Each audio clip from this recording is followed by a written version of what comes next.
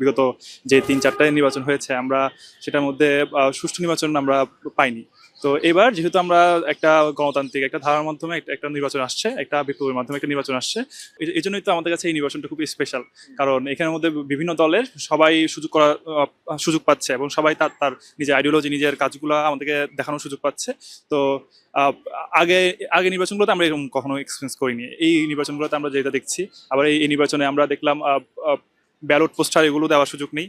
সেই ক্ষেত্রে যারা নির্বাচনী যারা আছে ক্যান্ডিডেট আছে তারা মানুষের সাথে আরো বেশি ইন্টারাকশন করতেছে। তো এটা একটা স্পেশাল বিষয় আছে আর কি। সেই জায়গায় আমার নির্বাচনের কয়েকজন দুইজন আওয়ামী লীগ এবং জামাতের যথেষ্ট স্ট্রং ক্যান্ডিডেট আছে। তো আমার মনে হয় একটা হাড্ডাটিল ফাইট হবে আর কি। সার্বিকভাবে নির্বাচনটাকে আপনার কি মনে হচ্ছে, সুষ্ঠু হবে নাকি একতরফা হবে নাকি এটা খুবই প্রতিযোগিতামূলক নির্বাচন হবে? নির্বাচনটি এখন একতরফা হওয়ার সুযোগ নেই, কারণ এখন যে সরকার আছে তারা ইন্টারিম সরকার, তারা কোনো দলের প্রতি না, বায়াস না।